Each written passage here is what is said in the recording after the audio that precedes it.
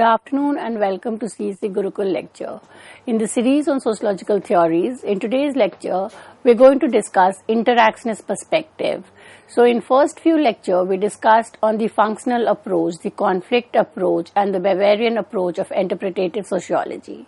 Now, after the Weber's influence on social theory, we had the idea of understanding society as a social construct in which meaning and symbols became significant.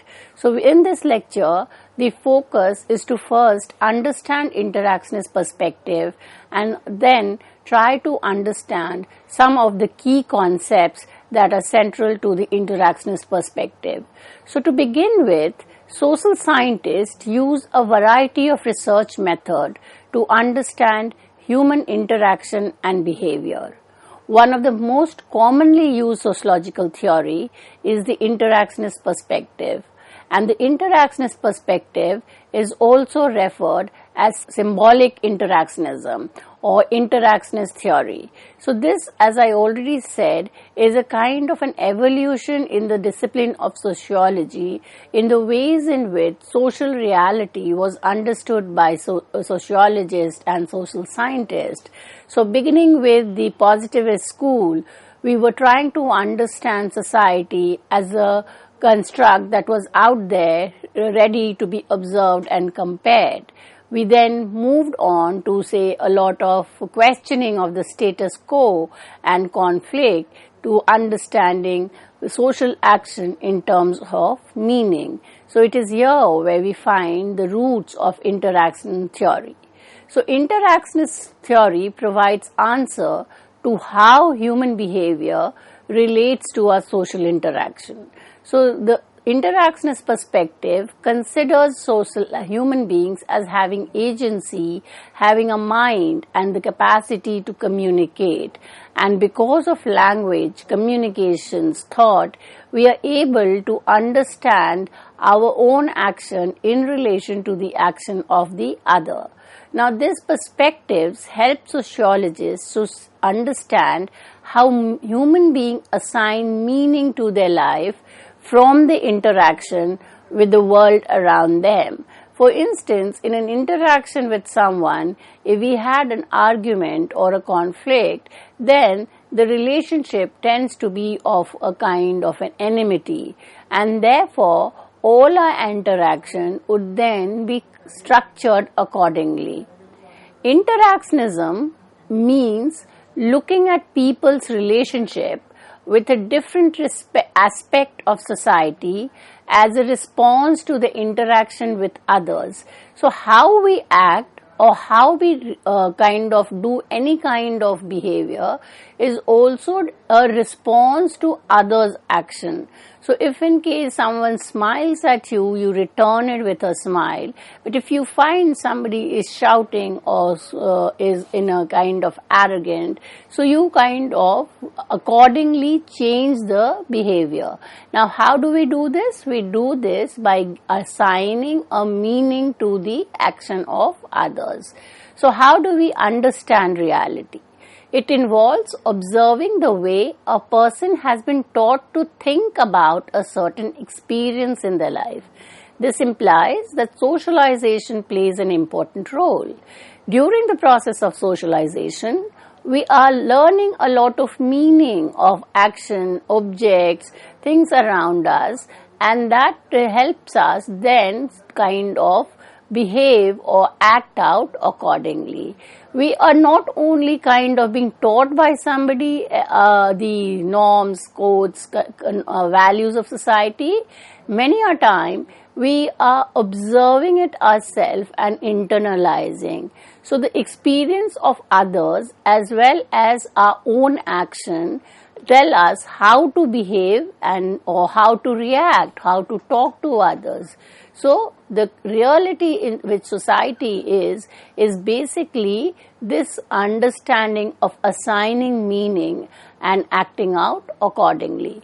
The interactionist perspective examines how people do social life. So it's not kind of fixed into, say, a laboratory that you have nothing, there's no change, it's fixed. interactionists are trying to understand how meanings are constructed and how we negotiate the meaning, order and identities in everyday interaction. So it could be something as trivial as shaking hand towards something as problematic as international relations or where two leaders of two nations are interacting with each other. All of it becomes significant for a sociological understanding. Now, if we are trying to understand interactionist perspective as an evolution of the way in which society was understood, we see that interactionism is antithesis of functional and conflict approach. So the structural and functional approach, the positivist, they kind of form the domain of macro sociology. Macro means these are theories which are trying to understand society on a larger scale, and they are kind of arriving at grand theorization. The functional theory, the conflict theory, even structural theory are concerned with large structures, social structures, institutions and the entire societies. So the area of study is kind of huge. Whereas the interactionist perspective, they are referred most as micro-sociology.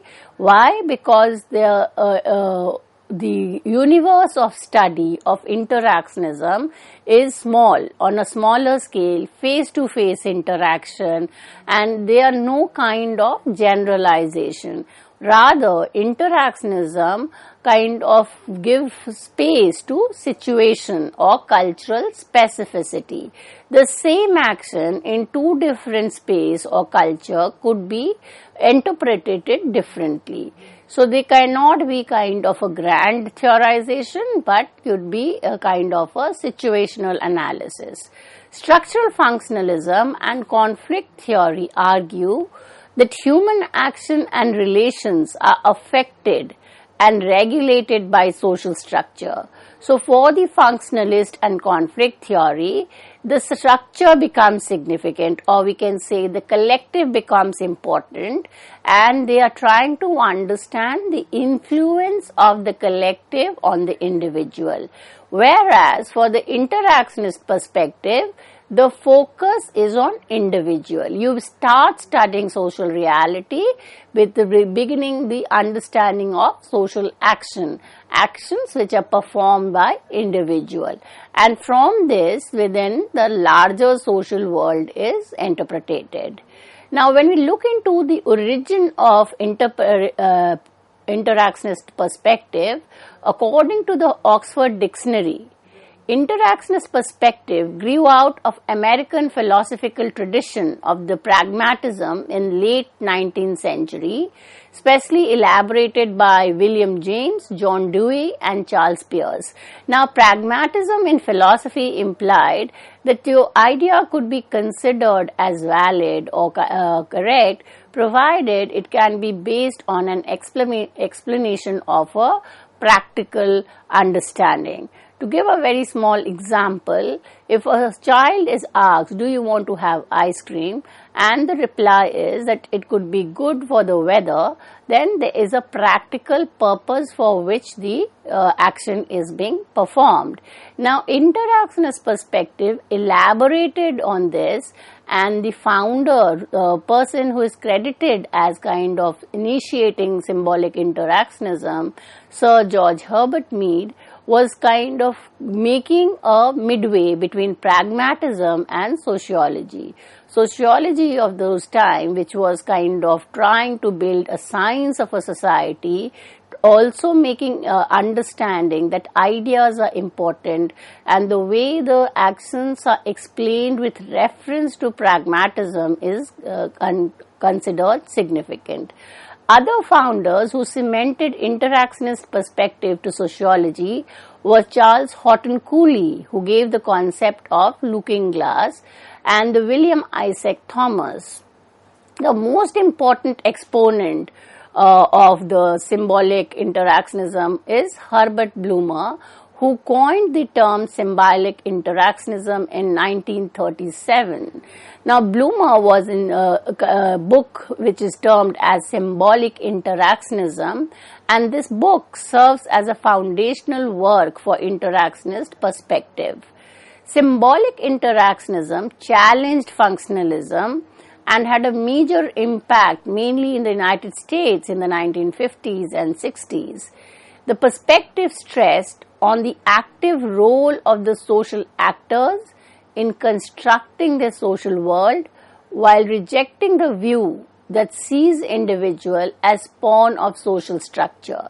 So again, going back to the comparison of the two trend, one was functionalist and conflict versus interactionist, we see that for the functional and conflict theory or the macro sociology, individual act according to the structure. They are regulated by the structure. For instance, the whole idea of collective consciousness having an impact on the individual. But interactionist perspective of go other way around and say that it is the consciousness of the individual which ultimately comes together to form a joint action of that which is termed as collective consciousness. Now, along with the idea of Mead and Bloomer, Cooley and the others, one of the theory which is kind of considered as the originating the interactionist perspective is Weber's theory, where he kind of takes sociology to a different track in terms of giving his interpretative first-hand understanding of social action. Weber promoted the idea that society is the sum of human activity and that the action taken thoughtfully by people should be the basis of sociological research. So his theory of social action influenced Herbert Mead. George Mead's main assertion was that the human self comes from social interaction. He talks about the emergence of self. He believed that humans are influenced by the interaction with society. That implies that we have a mind, we are conscious, and that was something that differentiates human being from the animal world. So the fact that we can think, the fact that we are already aware of meanings of the action, of symbols, of object, so we accordingly regulate our interaction with the social world rather than the social world structure dictating as how to behave. So the interactionistic perspective is thought to have two historical periods. The first is the oral period. Now this oral period was marked by the period when Herbert Mead was a lecturer in the University of Chicago, and during this Mead did not publish any of his academic work. Later we'll see that it was only after death of Herbert Mead that his students published his notes, his writings in the form of books. So this is kind of coming in only from the oral lectures delivered by Herbert Mead at the University of Chicago. The second historical period is the age of inquiry. Now, after Herbert Mead, it is Herbert Bloomer who takes over, and he kind of gives structure to this perspective. And he was in Chicago, and at Iowa, it was Munford Kuhn, Robert Park, and Peter Burgers who were kind of giving shape to the interactionist perspective. Now we see their emergence of two competing direction or two competing schools which are kind of giving two competing sides of interaction. One was the Chicago school where it was Herbert Mead and Herbert Bloomer, and the Iowa school by Munford Kuhn. So when we look into the history of two schools, the Chicago school was placed for origin of Mead and Bloomer's theory, and Bloomer theory was challenged by Mumford Kuhn Alternative School at the State University of Iowa. Now both the Chicago and the Iowa school agreed on certain basic tenets. Number one, humans are symbol users. The interaction between two human beings are based on symbolic interaction. Human create this social world through interaction. So the social world is not given, it's not out there, it's not a priori to individual, it evolves through the process of interaction. 3. Interaction, human and society are linked. So there is a relation between the 3. How do we have a society? It's through individuals. And what do individuals do? They are interacting with each other, and this interaction in return leads to the formation of social relations and society. Now, if we look at the two schools differently, the Chicago school, the Bloomer, who took the charge after Herbert Mead, was of opinion that humans have the capacity to view themselves as object and to insert any object into an interaction situation. Human actors are not pushed and pulled around by psychological forces alone. Humans are active creators of the world to which they respond. Human beings are spontaneous and sometimes unpredictable. We cannot at the very instant predict what the other person is going to say or act or behave. So it's an unpredictable action. For Bloomer, humans are complete captain of their destinies by investing the power agency in human actors. So you yourself, based on your understanding, based on your upgrowing, based on the type of personality, have a control over the social reality and social experience of which you are a part. The Iowa school of Mumford Kuhn, he was emphasizing the core self as an object. Through socialization, humans acquire a relative stable set of meaning and attitude towards themselves. The core self will shape and constrain the way people define situation by judging the situation. So human personality is structured and comparatively stable. Over a period of socialization, learning, interaction, our personality gets stable. So we are then in a situation then we can also predict and there is a kind of a continuity in our action and behavior. Mumford Kuhn's theory grants agency to social actor. It also acknowledges the power of social structure in shaping human action. Humans may be captain of their destinies, but their destinies are shaped by society. So while Bloomer and Mead were emphasizing on the individual actor's agency to be able to understand, interpret, Mumford Kuhn was trying to say that it is important that we understand social action, but at the same time it is how we interpret it, how we understand what we are, depends a large extent on our environment, on our social structure. So Kuhn developed a more quantitative stand of interactionism and argued that the methodology of Chicago School was too vague to permit scientific precision. The ultimate goal was to able to put forth generalized statement about human behavior. Now, so these are the two schools that were trying to understand, but the core idea of both is to understand human interactions via help of symbols and meaning. Now, when we look into the understanding of interactionist perspective, we see that the interactionist perspectives tend to answer following question. How are individual and society connected and linked? How does individual act and social structure influence on one another? Third, how a society reproduce through action and interaction of its individual member. Fourth, how are thoughts and action of members of society influenced by the social structure of society. Now these questions were kind of not explored in detail by the classical sociologists like Marx, Weber and Durkheim. So through answering this question, the Bloomer arrived at three main principle of interactionism.